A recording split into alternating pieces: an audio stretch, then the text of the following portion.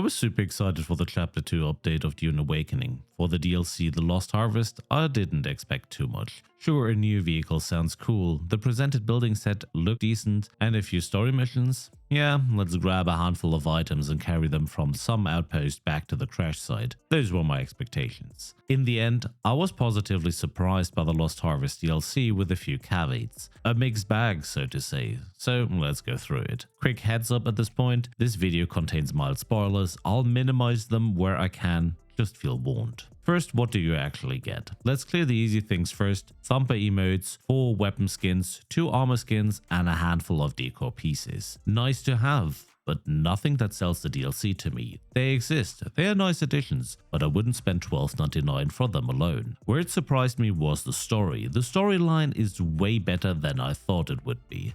It starts like your typical MMO delivery job. Something happened, you haul items from A to B, eliminate some easy enemies, click through dialogues, then it dives into some thinking machine lore all of a sudden, which for sci-fi and Dune nerds like me is like getting a box of candy. This is territory I've always wanted to explore deeper, and it feels meaningful for the setting. Specifically, the story sends you into 3 testing stations hidden under existing testing stations.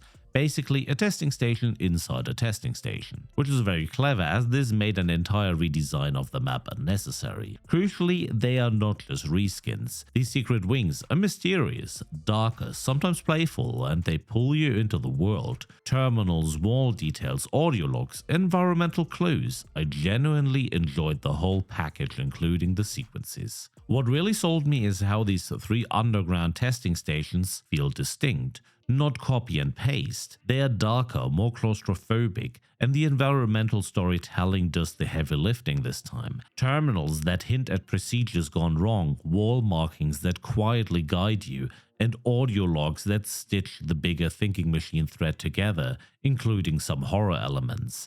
It's the kind of space where you slow down because the details matter. Structurally, each wing flows well. A quiet read the room phase, a pressure spike with combat or tense push forward, then a cool down that drops another narrative breadcrumb. It kept me moving without feeling rushed, and while none of it is puzzle heavy, there's enough interaction and observation to make it more than a corridor shooter. Gameplay wise, the difficulty lands in a good mix. If you're casual and mainly here for the cutscenes, story, dialogues, and sci-fi, you'll be fine. There's enough narrative momentum to pull you through. If you're more combat oriented, some sections do spike a bit, mostly on the road to reach your secret testing station. Overall though, I didn't hit a brick wall, even though I needed some assistance fighting through testing station 60. When the dust settles, you're looking at the Dune men building pieces and a new vehicle. And yeah, the building pieces feel a bit undercooked. By contrast, the vehicle is fun. The building pieces is where trouble starts. Once again, we are getting more of an extension to existing sets than a complete standalone theme. In a DLC for $12.99, I expect a full set that lets me build a cohesive look. On the plus side, however, community feedback on this was loud, sometimes very loud, and credit to Funcom, they are listening and planning to deliver additional pieces to complete the set. On the meta level, this touches a bigger pain point for me. Building sets in Dune Awakening in general, even the Caladan Palace pieces are meant as an add-on to the Atreides set, but lots of the parts don't play nicely together.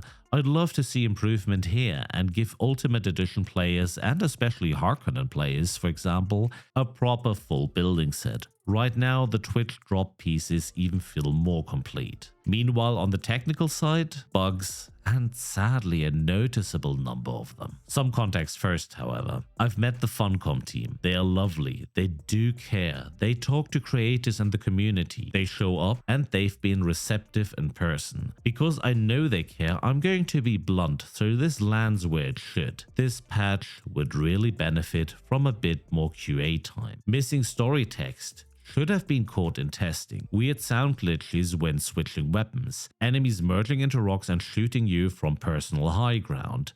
stutter and micro freezes that break the flow, weapon models clipping through my torso, which is stylish but not really how I carry my guns in game, occasional instant worm alarms just after lifting off from my base. Individually, none of these are catastrophic, but together they stack and get annoying. So I'm going to say this with love. The new narrative is beautiful and absolutely right for my sci-fi heart. Some sessions were super smooth, others sadly felt like the game had sand in the CPU. I appreciate that updates are fast and fixes arrive, but I'd love to see a sprint that's unapologetically bug squash first, bring a stable base into the game. So should you buy the Lost Harvest DLC? Are you here for the lore and narrative exploration? Yes. The Thinking Machine arc and those 3 underground labs are absolutely worth your time. They make the world feel bigger and stranger in the right way. Are you here mainly for building? Well, let's wait. See if the promised additional pieces land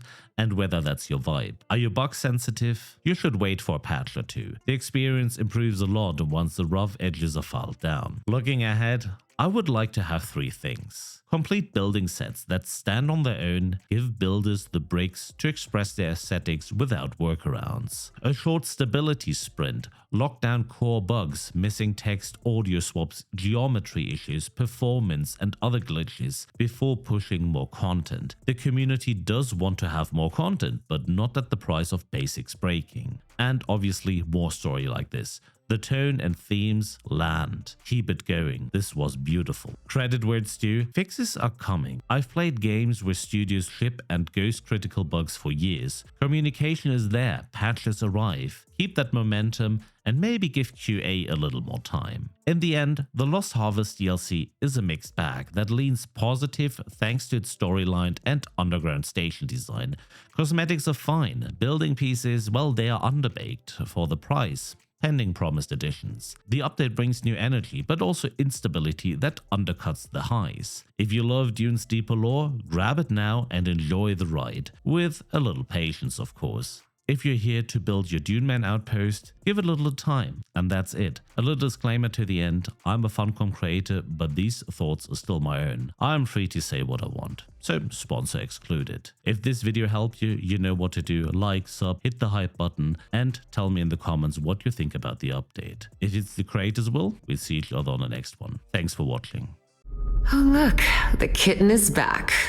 Do we have business?